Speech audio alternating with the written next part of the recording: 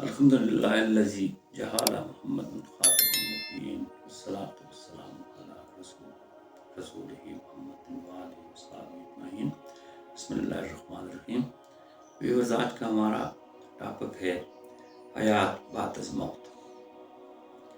یہ ہر زمانے میں ایک کوسچن رہا ہے کہ انسان کے ساتھ کیا ہوگا مرنے کے بعد۔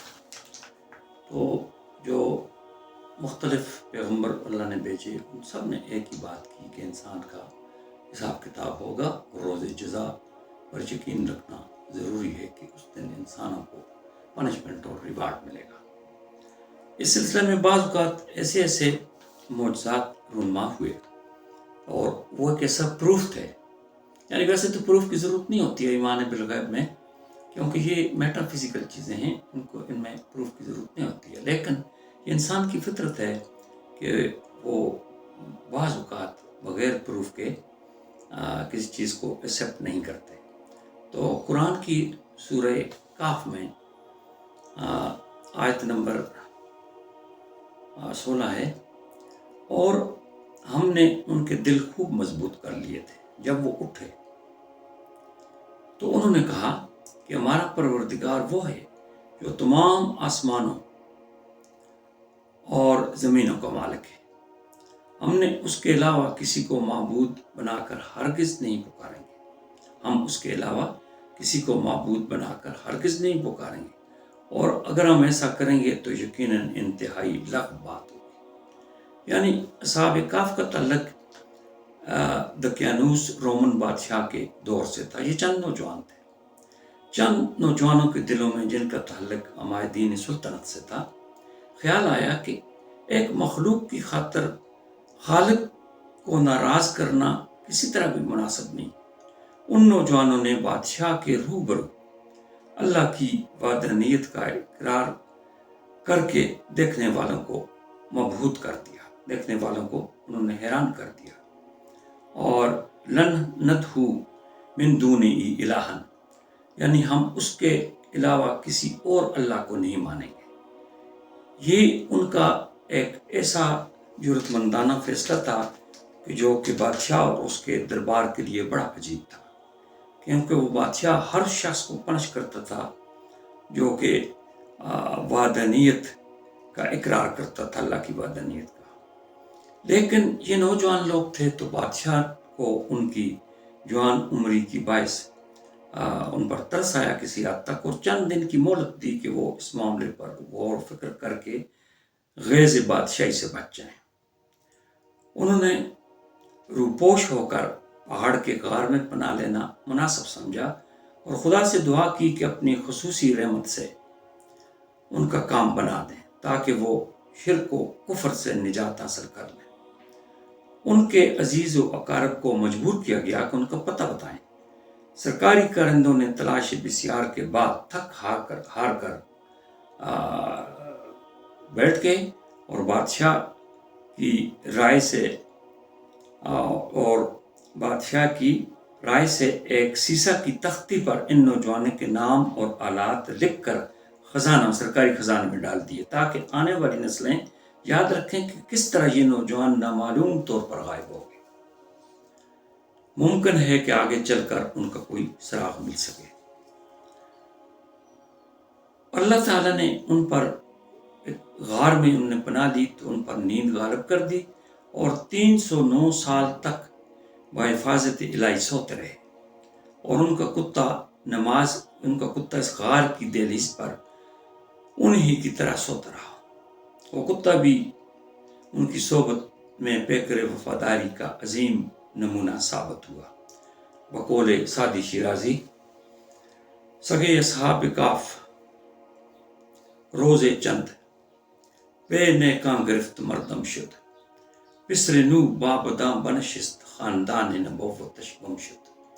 یعنی یہ کریکٹر ایسی چیز ہے کہ حضرت نوح علیہ السلام کے لڑکے کو نے بہت کہا کہ آپ کشتی میں میرے ساتھ آؤ، تو وہ نہیں آیا اور وہ گمراہ لوگوں کے ساتھ ہو گیا، ڈوب گیا، یعنی اس کی آگے وہ نسل ہی ختم ہو گئی، ورنہ حضرت نوح علیہ السلام اسے بھی کشتی میں بٹھا دیتے تو اس کی آگے نسل جاری رہتی۔ تو یہ فرمایا سعدی صاحب نے کہ بسرنو بابدا بنشست خاندان نبوت تشکم شد سگے اصحاب کاف روز چند بے نیکاں گرفت مردم شد کہ اصحاب کاف اور رقیم سے کہا جاتا ہے وادی اور غار والے، لوہے غار اور غار والے، انہیں اصحاب کاف کہا جاتا ہے۔ تو وہ ان کا جو کتا تھا، آدمی کے بعض کا ایسا ہوتا ہے کہ اس کو کتا کہتے ہوئے بھی شرم آتی ہے، لیکن اس کی جینز اسی طرح تھی، تو ہم اسے کچھ اور نام نہیں دے سکتے ہیں کہ اس کی وفاداری۔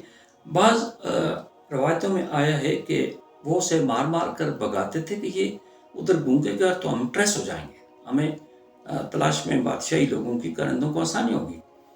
تو اس نے، روایت میں آتا ہے کہ اس نے اپنے 2 پاؤں پر کھڑا ہو کر، یہ اس کو شاید حکم الہی ہو، اس نے کہا کہ آپ میری طرف سے بے فکر ہو جائیں، جو کچھ آپ کریں گے میں وہی کروں گا۔ تو اس کے بعد انہوں نے اسے کچھ بھی نہیں کہا۔ 3 صدیوں بعد جب یہ جاگے تو سمجھے کہ ایک دن یا ایک دن کی کچھ گھڑیاں سوئے رہے، پھر جاگ اٹھے۔ ایک دن یا ایک دن کی کچھ گھڑیاں، ان کو باقاعدہ کروٹیں قدرت کی طرف سے ان کو بدلی جاتی تھی، اور سورج کی روشنی کی جتنی ضرورت ہوتی تھی ان پر پڑتی تھی، اور پھر وہ ڈائیورٹ ہو جاتی تھی۔ تو اس حالت میں ان کے 309 سال گزر گئے، 3 صدیوں سے زیادہ۔ اور جب جاگے تو اپنے میں سے ایک کو سکہ دے کر شہر کی طرف روانہ کیا کہ کھانا لے آئے۔ جب شہر والوں نے سکہ دیکھا تو حیران رہ گئے، اور بات بادشاہ تک پہنچ گئی۔ اس وقت کا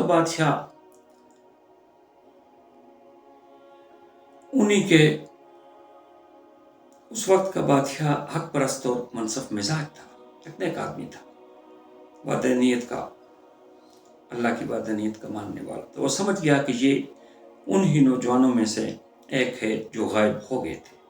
اس طرح شرک کرنے والوں کا اور منکرین آخرت والوں کو بہت آسان طریقے سے جواب مل گیا کہ اللہ تعالیٰ کس طرح مردوں کو زندہ، عموماً یہ کہتے رہتے تھے کہ اللہ تعالیٰ کس طرح مردوں کو زندہ کریں گے، جس طرح سورۃ یاسین کے آیتیں ہیں کہ یہ اپنی پیدائش کو بھول گئے اور یہ سوال کرنے لگے کہ کس طرح کہ وہ جو ہڈیاں بھی بوسیدہ پڑ جائیں گی دوبارہ کس طرح زندہ ہوگی۔ اس میں بھی یہی کہا گیا کہ اللہ سب کچھ کر سکتے ہیں، سب چیز کے خالق ہیں، واللہ بکل شیء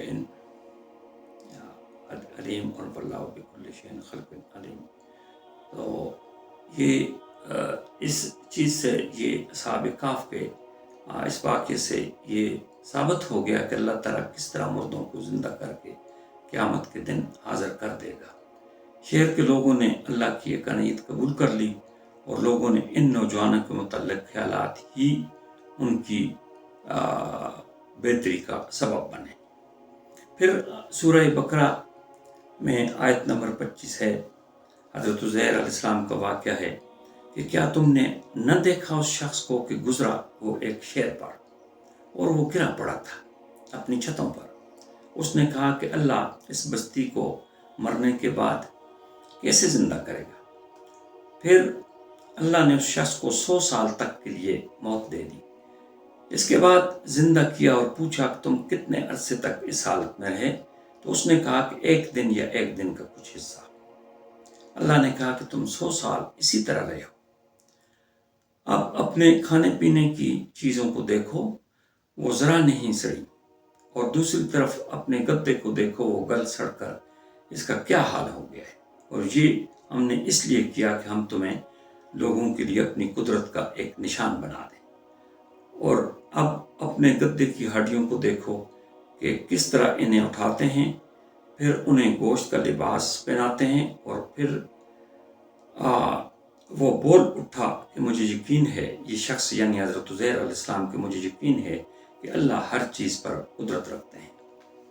اس طرح حضرت عزیر علیہ السلام کا یہ قصہ بیان کر کے یہ شخص وہاں پر کہا گیا، تو یہ حضرت عزیر علیہ السلام تھے، اللہ کے ایک عظیم المرتبت پیغمبر، جنہیں تمام توریت اس زمانے میں یاد تھی، جس طرح آج کل لوگ جو ہوتے ہیں حفاظ قرآن ہوتے ہیں، تو توریت ان کو یاد تھی۔ بخت نصر کافر بادشاہ تھا، اس نے بیت المقدس کو ویران کیا، اور بنی اسرائیل سے بہت لوگوں کو قید کر کے لے گیا. ان میں حضرت عزیر علیہ السلام بھی تھے. جب قید سے چھوٹ آئے تو راستے میں ایک ویران شہر دیکھا. اس کے ساکن رہنے والے سب مر گئے تھے. انہوں نے دل میں کہا کہ کیوں کر اللہ ان کو جلا دے اور یہ شہر پھر آباد ہو، کہ اللہ ان کو کس طرح پھر سے یہ انسانوں کو یہاں پر یہ شہر آباد کرنے کا طریقہ بتائے، یہ شہر آباد ہو. اسی جگہ ان کی روح قبض ہوئی اور ان کی سواری کا گدھا بھی مر گیا. 100 برس تک اسی حالت میں رہے اور کسی نے ان کو نہ وہاں آ کر دیکھا نہ اس کی خبر ہوئی. اس مدت میں بخت نصر بھی مر گیا اور کسی دوسرے بادشاہ نے شہر کو آباد کیا، بیت المقدس کو. پھر 100 برس بعد آپ کو زندہ کیا گیا. ان کا کھانا پینا اسی طرح پاس دھرا ہوا تھا. ان کا گدھا جو پاس مرا ہوا تھا اس کی بوسیدہ ہڈیاں اپنی حالت پہ دھری ہوئی تھیں اور ان کے روبرو زندہ کیا گیا. ان 100 برس میں بنی اسرائیل قید سے آزاد ہو کر شہر میں آباد بھی ہو چکے تھے. پھر جب حضرت عزیر علیہ السلام مرے تھے اس وقت کچھ دن چڑھا تھا، یعنی دن کا کچھ حصہ گزرا تھا، اور جب زندہ ہوئے تو ابھی شام نہیں ہوئی تھی. وہ یہ سمجھے کہ اگر میں کل یہاں آیا تھا تو ایک دن ہوا، اور اگر آج ہی آیا تھا تو دن سے بھی کم عرصہ سویا ہے. اس لیے انہوں نے کہا کہ ایک دن یا دن کا کچھ حصہ. حضرت عزیر علیہ السلام کے سامنے وہ سب ہڈیاں موافق ترکیب بدن کی جمع کی گئیں. پھر ان پر گوشت چڑھایا گیا اور ترتیب درست ہوئی. پھر خدا کی قدرت سے یک بار کی ان میں جان آئی، اور جس طرح پہلے بیان کیا گیا کہ وہ اٹھ کھڑا ہوا.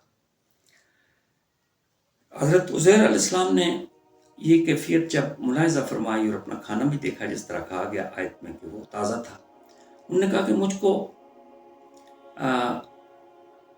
یقین ہوا کہ اللہ ہر چیز پر قادر ہے. یعنی میں جو جانتا تھا کہ اللہ کے لیے مردے کو زندہ کرنا آسان ہے، اب اپنی آنکھوں سے دیکھ لیا. یہ مطلب نہیں کہ پہلے یقین میں کمی تھی، ہاں مشاہدہ نہیں ہوا تھا.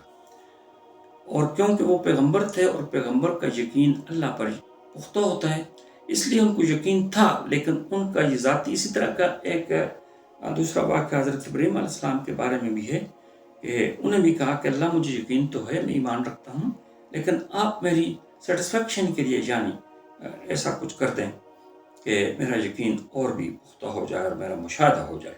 تو انہیں کہا گیا کہ پرندے کی جو تمہارے پاس ہے اسے مختلف ٹکڑوں میں تقسیم کر کے پہاڑوں پر ایک ایک پہاڑ پر رکھ دو، پھر اسے اپنی طرف بلاؤ.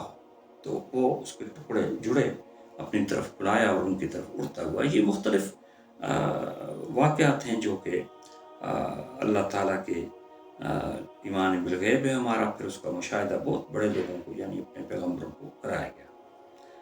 حضرت عزیر یہاں سے اٹھ کر بیت المقدس کے کسی نے ان کو نہ پہچانا، کیونکہ وہ تو ابھی جوان تھے اور ان کے بعد کے بچے بھی اب بوڑھے ہو گئے تھے. جب انہوں نے توریت حفظ سنائی تو لوگوں کو یقین ہوا کہ وہ عزیر علیہ السلام ہیں. عزیر کو یقین پورا تھا اللہ کی ذات پر، صرف عین الیقین کے خواستگار تھے جو مشاہدے پر موقوف ہوتا ہے.